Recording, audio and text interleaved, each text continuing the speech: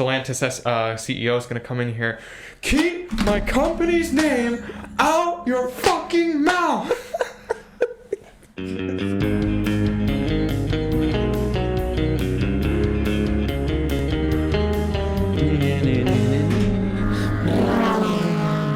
That intro would sound even better if it were actually that car. That actually does not look too far off. Oh no. Oh no, you broke. I didn't break it. There's Germans that broke it. Let me see. This is a GT3 RS, right? Yep. Oh, it's GT2 RS. Sorry, it's a GT2 RS. We've got not too far off looking from the GT4 RS I drove a few weeks ago, which was excellent. Very excellent driving car. Also a Gallardo Superleggera. Which of those two cars would you rather drive? Superleggera. Really? Just because that's amazing. The V10. That's true. And just yeah. Yeah. It's a Lamborghini. It'd be tough for me, but yeah, I've heard the GT2 RS is amazing. Although but this is I'm sure that's amazing just an too. Audi underneath. Yeah, but it's the last generation where they kind of got away with it still. Well, and this is just a Beetle underneath.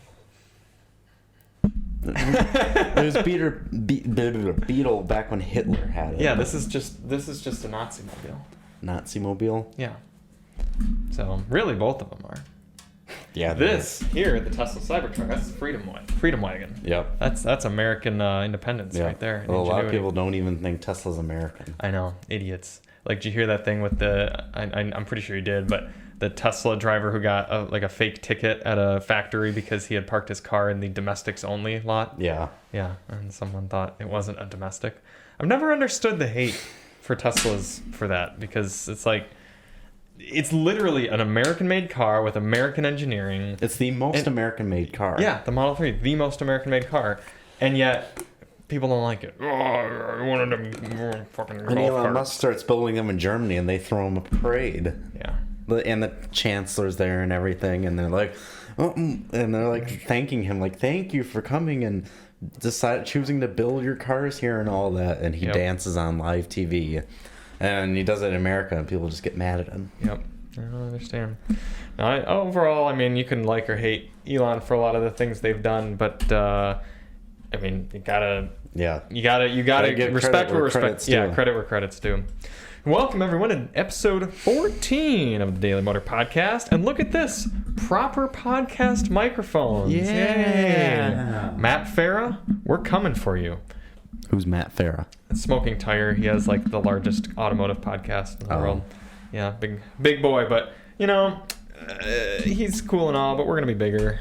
You know, pretty much all we need is 2 podcast mics. And rest in peace, Chris. Still dead from that Stellantis fire accident. Unfortunate, but he's still missed. Because of that, last week was a little simple. All we had, Toyota Sienna minivan. I've got the right key for this. Oh yeah, you're right. You have an Audi key. I have an Audi key. If I just stick it in, I should start it. Just open the door. And just yeah. It should start if I do that, right? Right. I should hear a little engine come on. Yeah. Hey, wow, they even put the motor in the back and underneath there. Yeah, you can lift up the flap and see it. Yeah, oh, that's cool. Toy cars are fun. They are fun. Toyota Sienna. I actually quite liked that van. I liked it, but the back seat was a bit... I still don't understand what you didn't like about this back seat. No, let me make it clear. It's nothing that I hated. It's just compared to the other cars just do it better. Like, there's just details that the Sienna just doesn't do as well. Like, I had USB-A, USB-C, headphone so does the jack. Pacifica. It even has little window shades. And you guys can go watch my review on the back seat, and I point out all these things, like how when you put the third row in, it doesn't go like that flat. I didn't care for that, how it's not perfectly flat surface in the back when the third row's folded, right? Yeah, and the third row seats were not good at all. It was like the bench was like very, very short, and the backrest was very flat. Now, if you're a kid, that's probably not the... But you can recline the third row. You can, but it's still like it's just like being on a board. I didn't think it was that bad. And it's not. It's all about if you're gonna be buying a minivan to specifically put like 13-year-olds in there all the time on longer road trips, then the Pacifica or if you don't want to be on fire, the Pacifica, the Carnival, or the Odyssey are probably gonna be better bets. Well, it's interesting. Chris Brower did come back from the grave briefly last week to drive the Sienna. And he didn't care for it much. He didn't really like it. Yeah. And I was like, why? It's great. He didn't really like the powertrain. Surprisingly, though, he does like the looks, which is the only thing I don't like about it. So I don't know if this is if the fumes from the Atlantis vehicle, he was caught on fire and have gotten to his brain. But I didn't like the looks of the Sienna, but I liked just about everything else. But I will say, for $55,000, it's missing a lot of features that a lot of the other vans have. But that's kind of who buys a Sienna, is someone who doesn't want the gimmicks. They literally just want the most simple to own, efficient at what it does at its purpose car that they could possibly get. I mean, what other vehicle out there transports 7 people with a good amount of cargo space still and in good comfort and gets 30 miles per gallon outside of an electric vehicle? I don't think there is anything. I mean, what MPG does the Peggy get on the highway? Like 23, 24. I thought it was better than that. It was like 26. Not at 70. Huh. Yeah. Yeah, I was thinking the Peggy until you said gas. But yeah, that's the really good. If you want a minivan with the fuel economy, and like I said like I pointed out many times in the review, if you're transporting around 3-year-olds in car seats, none of the stuff with the seats and none of the stuff really when it comes to like, because I did point out how the materials aren't as nice as something. Right, they're all those things are not going to matter if you're transporting around 3-4-year-olds, especially if they're Asian. In my live drive, I said when I don't know if you caught it, but we're checking out the load height of the third row of the back. Yeah. And Alyssa was filming and everything. I'm like, see, that's very low for little Asian ladies who are loading things in there. And she was like, Charlie. And I'm like, what? It's true. And 2 or 3 of the commenters were like, yeah, 100%. Asian women buy the Toyota Sienna. That's just how it is. So they have to have everything easy for that. But yeah, I agree. None of the materials aren't as nice. You're not gonna have Will Smith walk in and come over here and slap you. Right. The backup camera, the resolution's awful. It doesn't have things like the cabin talk. It doesn't have the fam cam view. The screen quality is not that great. I mean, think about the Pacifica. You get those awesome screens in the back where you can play like checkers with the other seat and all these things. And the Pinnacle trim has got pillows, and it's just a very nice place to be. Mm-hmm. You're not getting any of that with the Sienna. But I honestly think most people who buy a Sienna don't care. Yeah. They really don't. So I think if I were going to own a minivan for over 5 years, I'd get the Sienna. If I were going to own it less than 5 years, I'd get the Pacifica. Carnival should be pretty reliable, though. I think it should be pretty reliable. The Carnival didn't wow me. It's the same thing, like with all the other, like majority, except for like the Veloster and the Stinger. Mm-hmm. Those are the only 2 that really wowed me. Korean cars? Yeah, and it's amazing. Like it's got so much comfort, so much tech. Wouldn't buy one though. Yeah. The orange interior is cool, but like that's only gonna be cool for a month, you know. And the looks, you get over looks. I still think the Pacifica looks a little bit better.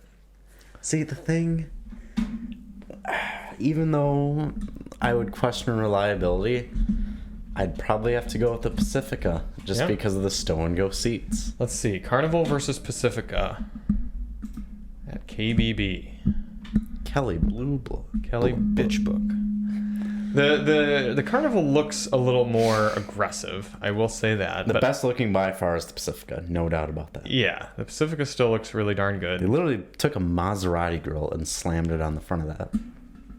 All right, so here's specs. Not that anyone really cares about specs. Wow, look how remarkably similar the powertrains are in the Carnival. In the Carnival Pacifica. 3 horsepower difference, the exact same torque, although Pacifica's full torque comes on 1,000 RPMs lower, which is really important because who's flooring their minivans and getting it up all the way to 5,000 RPM to get max torque? Something Chrysler's always done well. Yeah, American brands in general do a good job at low end torque. You need an extra gear in the Pacifica too. Fuel economy pretty darn identical. You can get the plug-in hybrid in the Pacifica, which you could not with the Carnival. I swear my Explorer has so much low end torque and so little high end torque.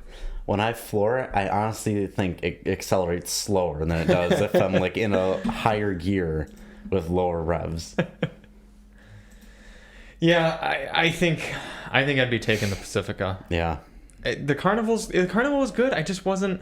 Those seats, it's like they tried to put too much engineering into those silly super cool, luxury how seats. Practical. Yeah, how often are you actually going to use that? Yeah. I don't know. And it pretty much rendered the third row useless. Yep. Yeah. The thing the Kia does well is just its pricing. And the thing the Sienna does really well is its fuel economy. Right. If someone could nail down Chrysler, if they could nail down all those things without having it catch on fire, it would be by far the one to get. Yeah. Now this is interesting. The starting price of the Carnival is $4,000 less than the Pacifica, but invoice price, what the dealer actually has to pay, is significantly lower on the Pacifica than it is the Carnival. So you could probably walk out the door for less in a Pacifica than you could with a Carnival. Probably. Yeah. Yeah. So how about the Odyssey? Where would you stick the Odyssey in? I liked the Odyssey a lot. It's just, it kind of hits all the boxes fairly, I would say. Yeah. It looks decent. Mm-hmm. It's fun to drive.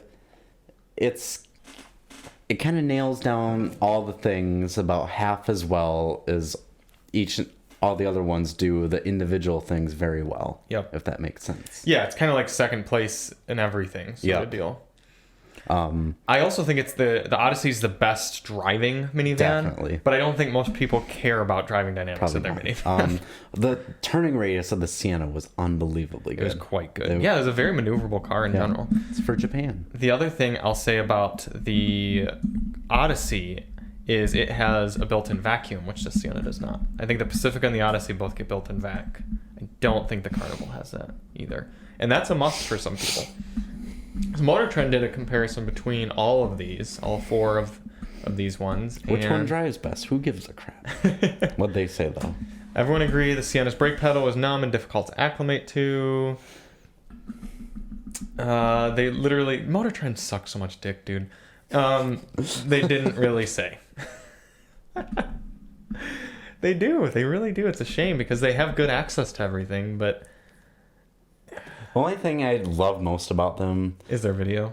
Their video content. Otherwise, their writing is not good at all. Right. Not only that, but they do the world's greatest drag race, and that's like the coolest thing. Cool. That's so cool. Yeah. It's like literally everyone's dream of just getting all these ridiculously cool cars put together. Right. They put the Sienna fourth, which I don't know if I really agree with. They put the Pacifica third? Yeah. All right, so here I'll read off the pros and cons for all of them. Fourth place, Toyota Sienna Pros. Standard hybrid powertrain, EPA rated 35 combined with all-wheel drive, practical center console. Yeah, those are all true. Cons, engine noise. Yes, that 2.5 liter doesn't sound great when you get on it hard. But I don't think most people are getting on it that hard. Looks sportier than it is. You could just say ugly. And dated feeling infotainment. I think those are all true, but I think those are pretty minor.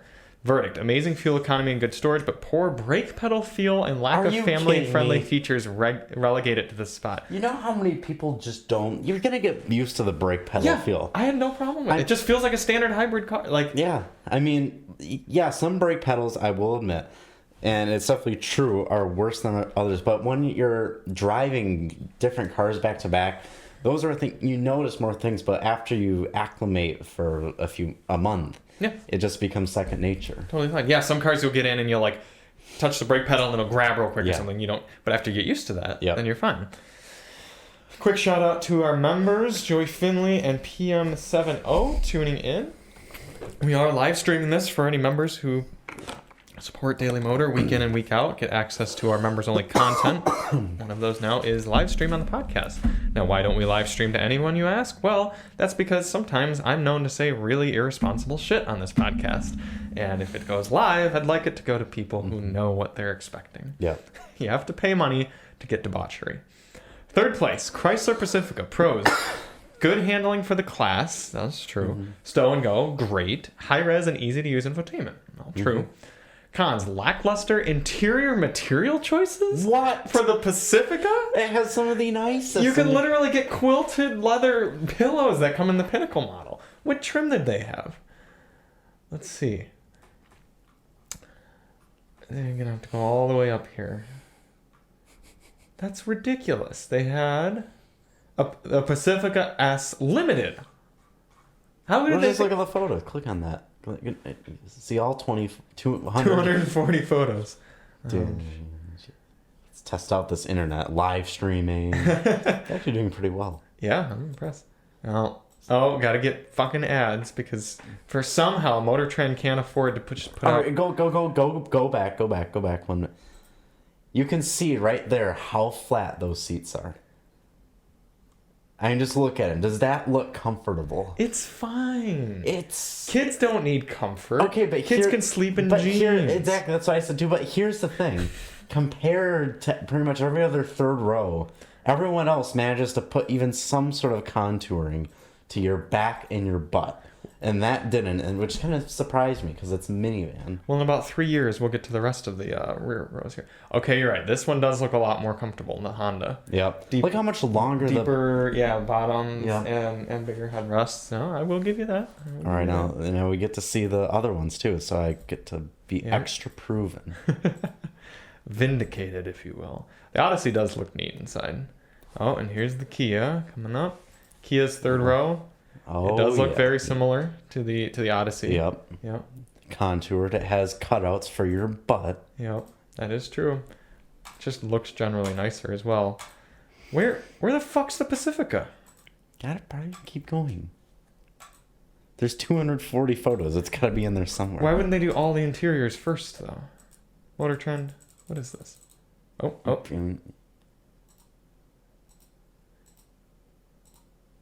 Everyone unsubscribe from Motor Trend. Is it back to the Carnival now? Is that what's going on? Are they showing off features? Oh, I think that was it. There we go. There's the third row of... Oh, look how nice that is. I know. Compared to the... And that's the thing. Compared to the Sienna. It's... Fair enough. I'll give that to you. But look at the... How did they say the interior materials weren't good? Look at those seats. Yeah. They look amazing. Yeah. But you get in a Pacifica and you think it's practically a luxury vehicle. Oh, that's the Kia. That's the Kia. Yeah, the Pacifica's got this beautiful white piping along the seats. These cool gauges. Oh, nice. And now... Look at those seats. The seats look comfortable. The interior... Yeah. I mean, don't get me wrong. It's Chrysler. There might be a little bit of cheapness here in their feeling. But what a smart laid out center stack. Yeah. Idiots, Motor Trend. All of you. Idiots. Anyway, let's get back to the... pros, cons, and verdicts of them. Third place. So they said lackluster interior material choices. Wrong. The priciest. Okay, fair. But again, everyone knows that you can go into a Chrysler dealer and just hand them a 6-pack and they'll probably knock $2,000 off your price. Few showstopper features, except for the fact that it's the only one with dual flanking infotainment in the rear that you can literally play games and share navigation with your passengers back there and everything. And stow and go, which I would argue is a feature. Verdict. The driver's choice. What? That would be the Honda, clearly. Its eye-popping MSRP and segment trailing materials mean this former segment leader has been passed by... No, Motor Trend, you're wrong. You're fucking wrong. Second place, Honda Odyssey. Quickest in the test. Like anyone gives a shit. What minivan is quickest? Yeah, it's got the VTEC. Of course it's going to be quick and fast and really good. Has hill-friendly shift paddles. Again, who the fuck cares about shift paddles in your minivan? That's it, Motor Trend. Third, best third row access. Okay, that's fair. That's your only good pro that you've put for a minivan and a minivan test. Cons, outdated infotainment. Okay, it's fine. Honda's infotainment's fine. Front drive only. Okay, yeah, that's fair. Third row, somewhat difficult to raise and lower. Somewhat. A really good all-arounder, surpassed only by the greatness of our winner. Okay, that is the verdict we'd kind of come to, though. Yeah, kind of, that it's good. Yeah, but I would it's a still good all-rounder. I'd still put the Odyssey probably as 4th in my personal rankings. There's nothing wrong with it. It's a strong class in general. Yeah. In my opinion, I would pick it over the Sienna. I would pick it over the Carnival. I would pick Really? it. Yeah. Wow. I just something about Kia and Hyundais. Yeah. That's fair. All right, let's get to their pros then. Oh, hey, Pittsburgh man in. What's going on, Pitty? Kia Carnival pros: incredible value. Okay, fair. It's priced decently well. Long list of thoughtful features for this sounds like it's written like a fucking advertisement by Kia. Long list of thoughtful features for the whole family. Upscale styling. Okay.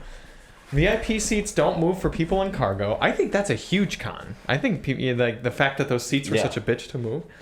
No available all-wheel drive or hybrid. I think that's huge. Yeah, I think that's a huge con. Ride is a little too plush. How do you have a ride that's too plush in a minivan? I want my ride to be the plushiest possible. Gosh darn. You know, we always say we got to try and calm down these live streams, and then I bring a gun onto the live stream. We'll stop doing that because this needs you to be. You keep taking it out. Yeah, because editing is a bitch. All right, the goal is to not edit this. Verdict: big value, tons of comfort, attractive looks, modern tech. The list goes on. The Carnival shakes up the segment. I don't think that's true. I really don't. Yeah. I think the Carnival is good. I think it's a fine option. I think we need to start calling it Korean syndrome. Yes. Because it's so easy to look at the value. Mm-hmm. It's so easy to look at the tech and they're good, but get used to it, and you realize that it's really not so much better than the other cars out there. Yeah. No, I totally agree. I'd totally take a Toyota over pretty much any, except a Stinger or a Velocitran. But those are two very specific and very particular cars that just do so many things very well. And Motor Trend saying like all these amazing, features and everything. It's things like ventilated second row seats, which that's nice. Cool, great. But like if you're in a car seat, why does Yeah, that's a good point. Car seat, then it doesn't even matter. And two, it's just like okay. It's that's not a huge revolutionary sort of thing. It's just like, all right, that's pretty good. So, yeah, I for me, my minivan rankings would go Pacifica, then Sienna, then Odyssey, Carnival tied for 3rd. I can see why someone would not want to get the Sienna. Yeah. I would have to go Pacifica, Odyssey, Sienna, Carnival. Yeah. But here's the thing to point out, though. They are all good. And you have to, if you're looking to buy a new van, you have to go through all of them. Don't just, kind of think about it and then go to a dealer based on what you think. You go test them all, test drive them all, go through them all thoroughly. Yeah. Because you might find that other ones do things specifically for you better than what the other one would. It is incredible how many people will buy a car without test driving at all. Mm-hmm. For example, the Hyundai Palisade we had a few weeks ago, I would have thought Alyssa would love that car. She did like it, but she did not fit properly in the driver's seat during our live drive. She said she could not get comfortable, and she didn't like the way she sat, couldn't go up high enough. I never would have expected that. Yeah. But she would not know that without test driving it. And there's so many people who will just I want this, and then buy it. Yeah. It's like, do you even... especially with used cars too. Really, when I test drove my Explorer, what was really cool about this particular situation is the salesperson literally, I would say most likely because I had the cash with me to pay for the car, he just gave me the keys and said go, and I was so blown away. You just here, go. Yep. And so I went in, I started up, looked under the hood, checked over everything. Tested out the 4-wheel drive. I went down a dirty, snowy road and drifted it around a little bit. Tested the dynamics. Tested the all-wheel drive. Tested the brakes. Tested really put it through its paces. And then I decided to buy it because I liked what was there with the product. But if I had test driven it, and if I hadn't have test driven it, and it so many things could not have worked. The all-wheel drive, you could have had major engine issues that I didn't know about, or you could just straight up have not enjoyed the driving, not been comfortable. Yeah, I test drove it, and the other thing is too, which also is you have to think about is I wasn't in love with the way it drove until I got used to it, and then I just discovered things I liked about it more than so many other cars. Yeah. So you have to keep that in mind too, that you'll probably like it more as time goes on. Or you won't, and then you'll figure that out. Yeah. Yeah. And if that happens, then that sucks. Right. Yep. So all in all, I know we really beat the whole minivan thing. Yeah, you got to stop fidgeting with that. It's just gonna echo through the onto the microphone every time. All in all, Toyota Sienna, definitely a good car. Definitely a good car. It's certain buyers kind of fit for, but overall, solid and they car. Don't catch on fire. And they don't. Stellantis CEO is going to come in here. Keep my company's name out your fucking mouth. This week. A good thing we have this. Don't bring that on. We're going to get demonetized. Just edit all of the last. I'm not editing any more fucking shit out of this podcast. Leave it out. This is the last one. Last one, I promise. If the CEO of Stellantis comes, although he is an American CEO, he'll probably have one too. Yeah, and isn't his name Mike Manley? Is it? I'm pretty sure it is. I'm pretty sure his name was Mike Manley. Mike Manley. Yeah, he was like Ram Truck CEO, and then after let's see, Mike Manley.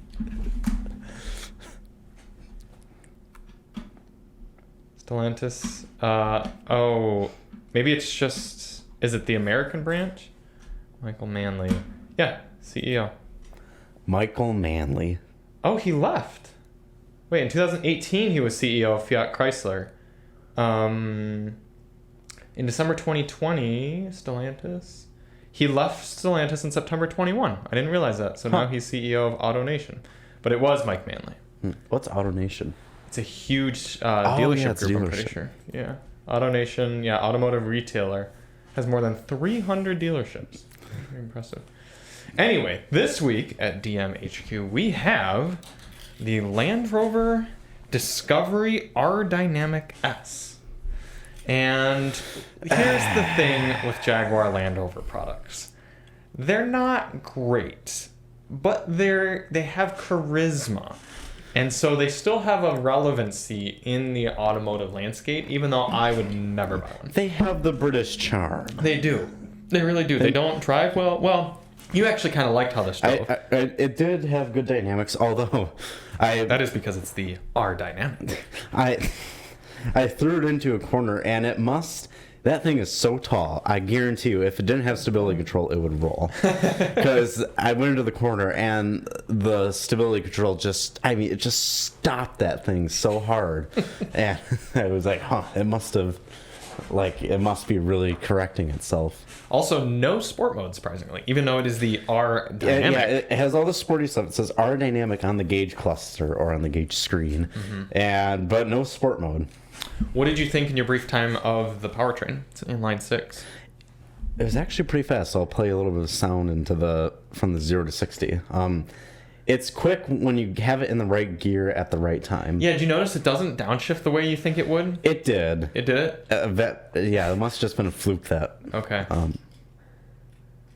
Yeah, it's, I'm all for inline 6s. They make good, smooth... And it's crashed. ...linear power. Also, this is a mild hybrid system as well, so we got a 48-volt hybrid system.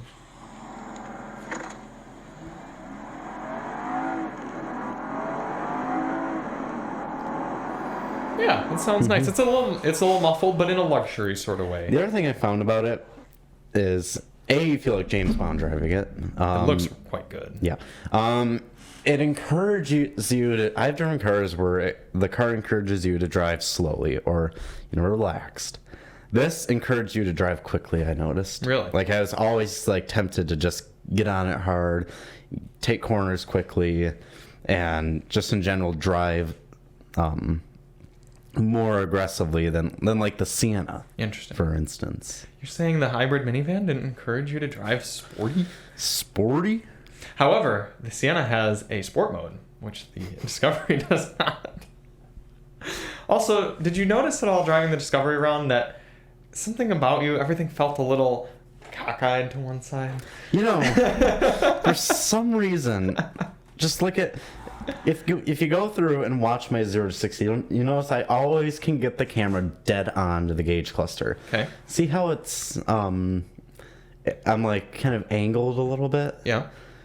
I've noticed that when I swing, it's like I could not get it to like rest comfortably on the steering wheel and be dead straight on with the gauge cluster. Do you remember 2015 Silverados? How they? Yeah, all the previous gens slightly off. For any of you who don't know, in the older Chevy full-size trucks, the steering column was not perfectly lined up with the seat. There's a little cockeyed about off to an inch. Although when I sat in one, I realized one thing that would benefit is cruising on the highway, having your right hand on the center console, and being able to comfortably hold on to the steering wheel because it's closer. What it doesn't do for the people like me who are left-handed and always do that with my left hand, it doesn't work. It's further away then. Yep. Pittsburgh Man pointed out the Sienna has all that airflow from the big old grill, so it's so fast and sporty. I don't think that's true. I know he's making a joke because the Sienna has that giant grill, but only like an eighth of it is opened up for airflow. It'll be neat to spend some more time with the Discovery. I don't expect to like it that much. I mean, don't get me wrong. It's got good features. The infotainment's nice. Interior's luxurious. Not quite as luxurious, I'd say, as some of the other luxury cars at that price point. We're talking like $73,000. And I think the biggest shame with that car is it is remarkably off-road capable, yet 1% of American buyers will use it for that purpose. What about the Starbucks parking lot? Is that not off-road? You're right. Of course, they're going to need hill descent control in case any of the Starbucks parking lot has a 2-degree hill descent control, and I found I've learned you can put it in drive with the door open. Or no. I think earlier it flips out if you don't have your seatbelt on and then try to put it in drive, or have the door open. It throws a huge fit. So I tried to use the hill descent control. I was using it, and I wonder what happens if I open up the door. I opened up the door, and it slammed on the brakes. Oh, really? Because it thought you were like rolling away. It's just like closed door, and it put itself in park and everything. Mm-hmm. It's like, wow. Let's do a quick look at our window sticker for that one. There's a little photo of it for everyone. You can see it's kind of a neat color. A little bit of that kind of luxury tan. An inline 6 too. Mm-hmm. Yeah. 2021. It's one of the last 2021 cars we're gonna have. Fuel economy not super fantastic. 21 combined. It's a 3-liter mild hybrid, 6-cylinder, inline 6, 355 horsepower, and 369 pound-feet of torque. Oh shoot! This opened in a new tab. I'm sorry. Some of you cannot see this as well. How are we gonna best do this? Cast. There we go. I like when manufacturers put the horsepower and torque on their window sticker. Not many do, but it is cool when they do that. Like I said, we've got all sorts of different options on this one. We've got the cold climate pack, heated steering wheel, heated windshield, which for those of you who have never driven a newer Jaguar product, they actually has little, very subtly noticeable heat lines, veins through the windshield. I will say, I forgot that existed when I was driving. Yeah, you usually do. Every now and then you notice it, but usually you don't really notice it. 21-inch wheels, which would not want to have off-road. 18-way heated electric memory front seats. Oh, very good for off-road. Yeah, of course. All of that coming down to $73,000. That's steep. That is a pretty penny. I mean, in this world though, that's not uncommon. No. I mean, think of your F-150, Silverado. Also, I'd like to point out, look down here. Final assembly point, not in the UK. SVK, I would assume that's Slovakia. Yeah. That's interesting. Engine UK, transmission Germany, so that should work. 72% of your parts do come from the UK, though, so that's something. Pittsburgh man said, you need the off-road ability for when the rich dad's 16-year-old daughter jumps the curb at Starbucks drive-thru.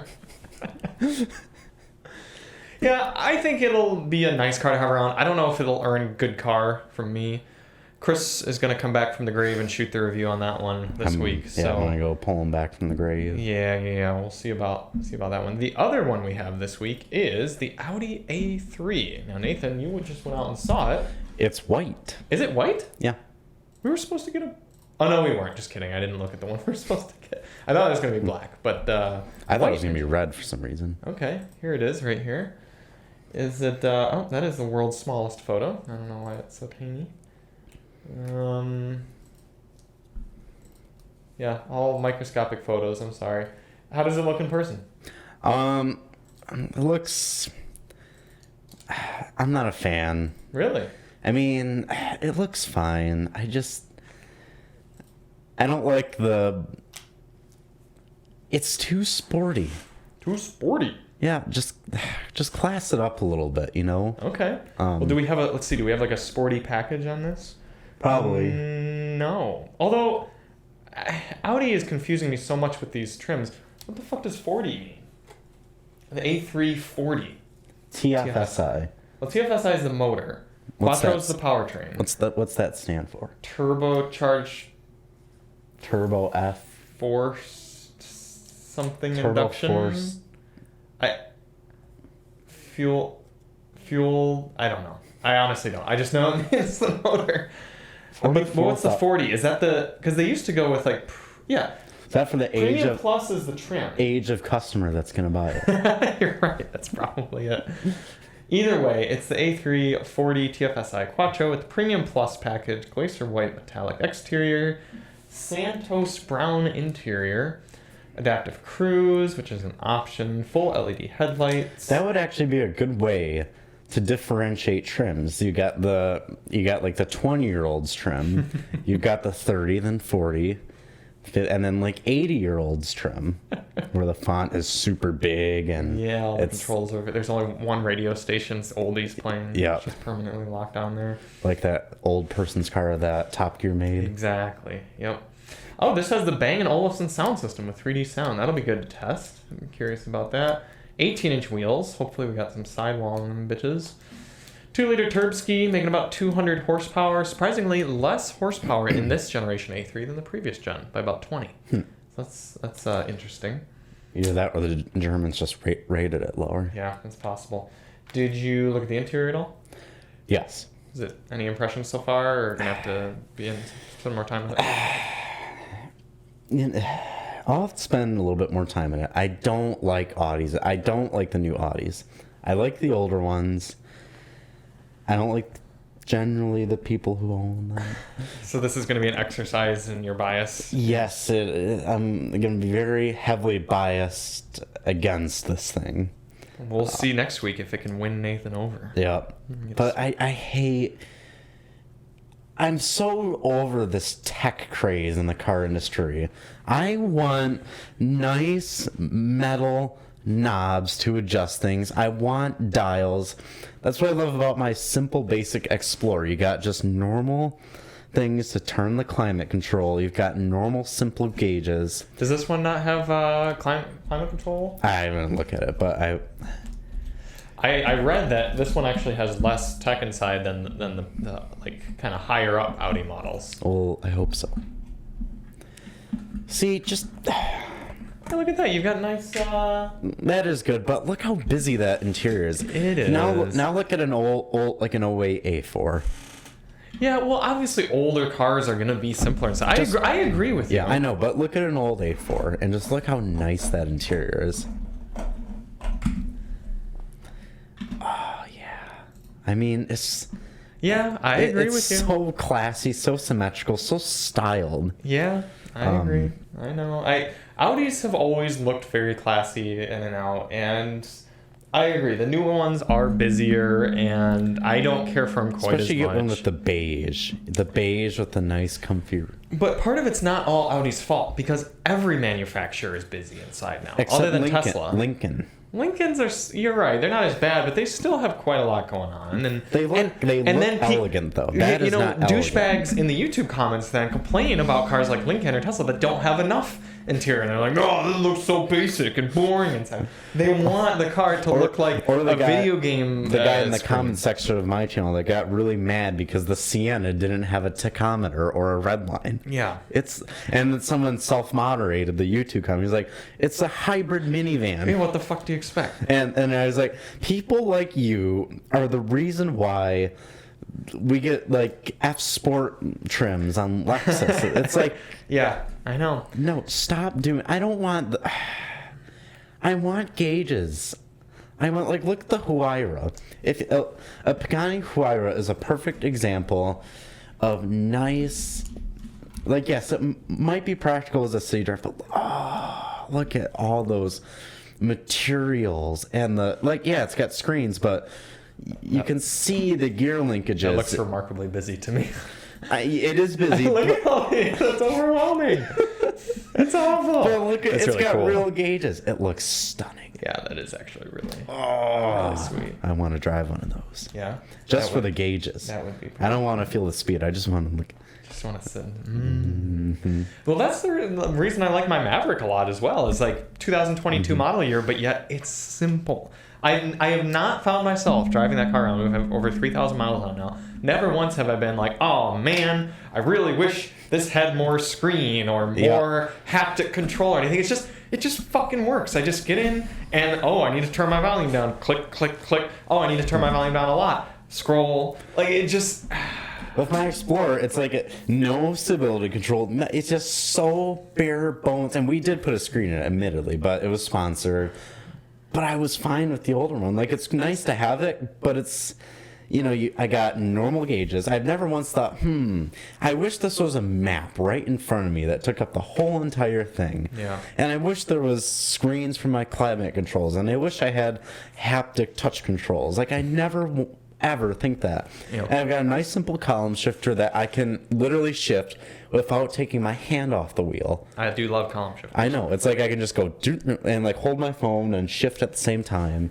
It's got an 18-foot turning radius. It's just, and it doesn't have stupid painted on tires painted rubber on the wheels as a tire. It's got nice balloony. It's not sporty at all. It's comfortable. It takes the bumps well. It's simple and it'll work. Men love tires. Big tires. Ladies, keep that in mind. Yep. What was I going to say? Oh, and it's you mentioned the screen thing. It's not that we're like against screens or anything. Look at a car like Tesla's. Yeah. I quite like those because it's just one big simple screen that works well, and then everything else uncluttered.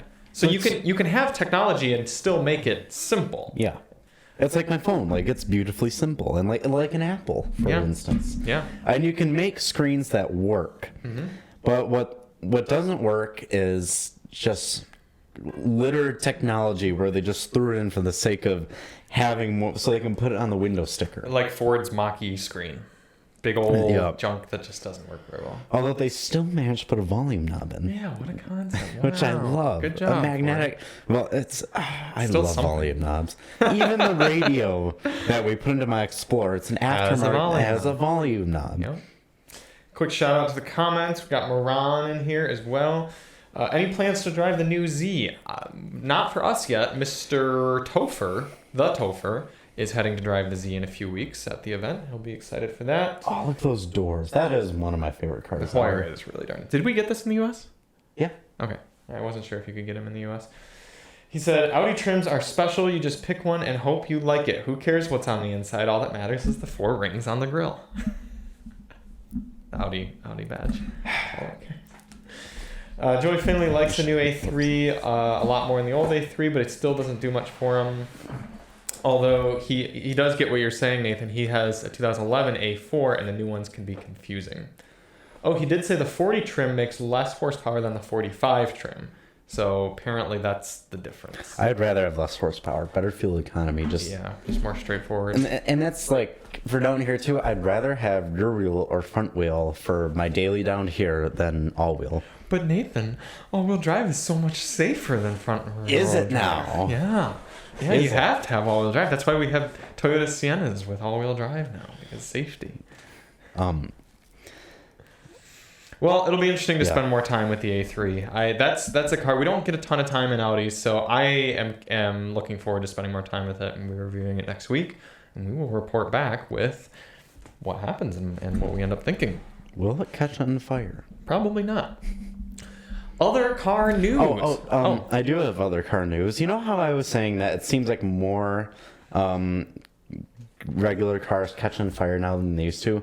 Well, there was a study showed that is true. Is it really? Yeah. And actually more gas-powered car. They figure out that a higher percentage of gas-powered cars, like the percentage of gas-powered cars that catch on fire has surpassed the percentage of electric cars that catch on fire now. Oh yeah, I'm sure it's always been like a lot more gas-powered cars. Apparently, like statistically though, it finally this year surpassed electric cars. Yeah, everyone loves to talk about electric vehicles catching on fire, but I mean, gas cars catch on fire. Have been catching on fire for decades. Yeah, and no one makes a big deal out of them.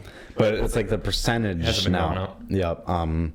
And that's because now we constantly hear about cars catching on fire. Well, think about all the wiring that's I know. Yeah. Well, look at the new Ford Bronco. It's like that engine is going to not work in 2 years. And they're already having issues with their new Fords. I don't know, man. All that wiring, just make a simple engine. But people want wires. No. People crave the tech. Because if they don't put a lot of crazy tech in there, then kids won't like it on Instagram. And Instagram likes mean car sales.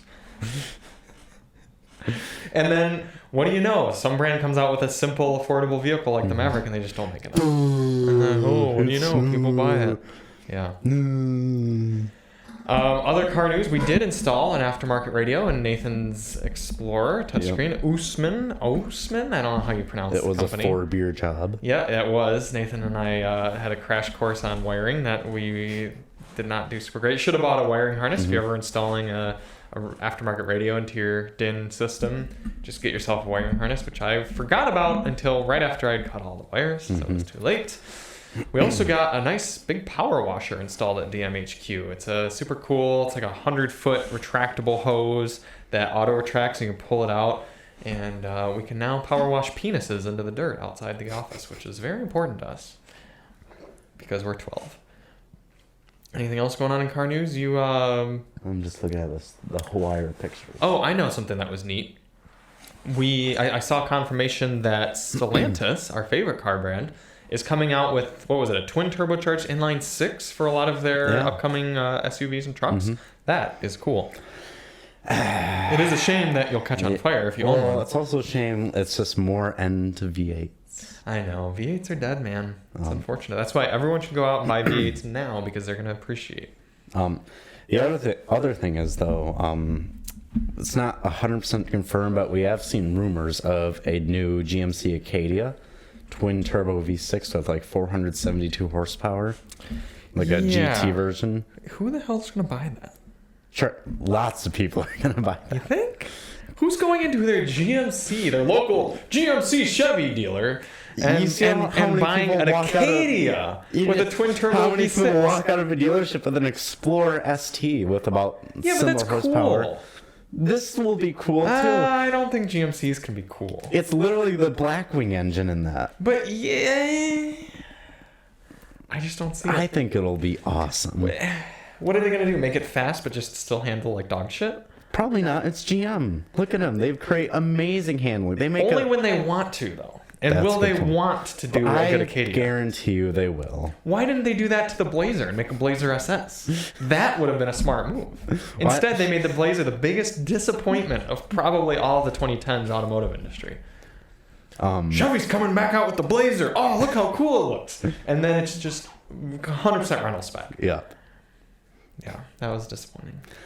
Big L for the Blazer. No, I think a lot of people buy that.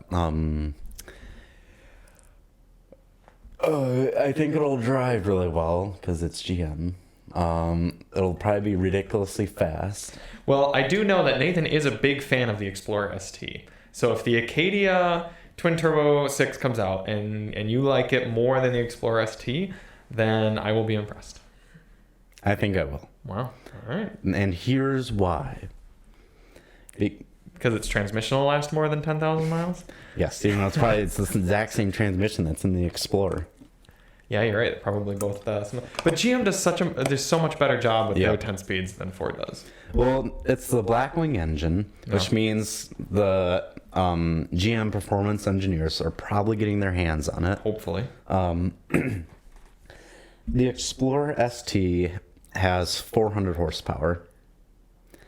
And versus 472. You're right, and that could make a big difference with that weight. Yeah. And GM's motor will sound better, I'll tell you that. Yeah. GM just does more. They give their performance vehicles more pizzazz. I agree with you on that one. They just do, and they have the Z06 out now, and now that they're doing that stuff more, they're probably more confident in their performance division. They'll just go out and do stuff like that to cars. Well, we'll see what happens. The other thing is they're probably trying to, they have the Durango SRT and the Durango Hellcat. Against that. They got the Explorer ST, obviously. Yeah. I see. You know what's really dumb? What? With Ford. Yes. I knew we couldn't make it out of a podcast about ranting about Ford. Why? We're just going to have to rename this podcast the Fuck Stellantis and Ford podcast. Yes. Why didn't they put the 450 horsepower engine in the Explorer ST? Why did they put the 3-liter, not the 3.5 in there? Maybe because they knew that no true enthusiasts were buying the Explorer ST anyway. I would if I needed a daily driver that I wanted, that handled well, was fast, and cool looking. Why wouldn't you just get the Durango? Sounds better. Because it's Stellantis. And it did inevitably catch on fire. Well, here's my question for you. Which would you pick, a Raptor or a TRX?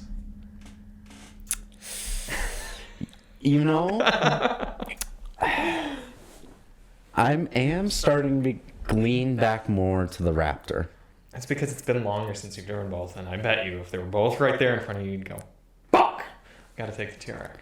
What about the Raptor R, though? Raptor R might be different. Raptor R might definitely be different. Did you watch that video of the Raptor going through that flooded river? I did not. It sounded so good. Because it was underwater? No. I know it's not a V8, but you've got to admit, it does sound cool. It sounds cool. Yeah. Same way like a 350Z sounds cool. Yeah, it sounds like a 350Z. 2 in the morning and it's blasting down the highway by your house. Or a GTR. Right. I think it looks a lot better than the TRX. Yeah, I could see that. I mean, looks are in the eye of the beholder, I suppose. But yeah, I think both on par. But I wish for... You know one thing that's interesting? What's that? GM and Ford have not given a single crap about the Mustangs and Camaros. I know, and it really drives me nuts because they're like, oh, no one buys these anymore. It's because you gotta make them cool. It's the same thing with the Focus. It's like if you would update it 10 years later, then people would buy it again. Yep. And not make transmissions that blow out. I'm with you. All right, on to the CoParts section. Wrapping up the podcast here. I haven't found anything because I've actually been busy lately, but we're just going to take a quick refresh look at our list here. Oh, it looks like the snowmobile got bought. That's unfortunate. That's unfortunate. Yeah, what else do we have? Well, that Mazda 6 is up to $2,100. Probably not going to buy that. Ford C-Max is still there. Still no one buying it. It goes tomorrow. Maybe we'll keep an eye on it. It just says it has mechanical damage. It's just some mystery amount. The buy it now price is gone though, so they must be getting desperate. And other than that, nothing really interesting. Still waiting for this Nissan Leaf to go on sale. It's a base Leaf, and it's been on here for a long time, but hasn't been put up for auction yet. So I'll have to keep an eye out for that one because I think a cheap Leaf would be fun. It'd be like having a large golf cart around. Yeah, pretty much. Yeah. It'd be cool. Have like a 50-mile range. You know what I really want to get? What do you really want to get? The Walmart motorized scooter. They put a 50cc engine on a super small scooter, a 50cc 2-stroke, mind you, and it's like $400. Oh darn it! It went to a new tab. Why? Why did you go to a new tab? I feel like that'd be a lot of fun. It's not this one, is it? No. Although this one looks kind of awesome too. Yeah. What else do we have here? Are these all things you can? These aren't. This one's gas powered. Oh yeah, those are pocket rockets. Ah. It's so crazy. You one with a basket, and you could use it for door dashing. Some of these are electric though. Gas power.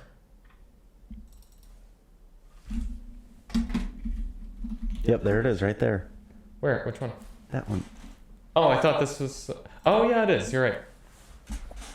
Yeah, they just slapped an engine on there. Pretty much just a weed whacker. It's literally a weed whacker engine. Don't you have a weed whacker that you have a motor to right now? I do. We should just figure out how to mount that onto that Razor scooter we have upstairs and we should each buy one of those, like something from the Walmart website that's gas powered. Don't own this bike. I would want the motor so I can put on another Walmart bike I bought. I bought this bike in the middle of October, but going up hills are hard. Not practical, and the construction was sloppy. Well, no doubt. I mean, recommend wearing proper padding. Yeah, that. I wonder how fast it gets up to. I think it says. You know, you and I should do. What? Buy them, throw them in the back of the Raptor, take them up north, and take them off-roading. That would be fun. The gas tank, 1 liter. Not very large. Cruising range is 10 to 20 miles per tank. It's a 2-stroke, too. Yeah, I know. I looked up on YouTube. It's just... I wonder, would it be better to have the one that you sit on like this or the one that you stand on like this? You can do both with that. We should get one of each. We should. Yeah, and compare the pros and the cons of both of them. Because that would be very valuable information. Yep. You could wade through some pretty deep water with that, Yeah. It's got some ground clearance. Definitely. What we should do is we should strap the motor to this one with the chair. Yeah. And then make it really fun. Great. Moran said, GM engineers know how to put more pressure on clutches. It makes the transmission last longer, but Ford is the opposite of GM. They barely put any pressure on clutches. That's interesting to know, and I believe that because GM transmissions just always feel better, better calibrated and everything like that. Yeah, and Ford transmissions blow up. Mm-hmm. Other things than GMs blow up, usually like head gaskets and things like that. Yep. Just gotta buy Toyotas, kids.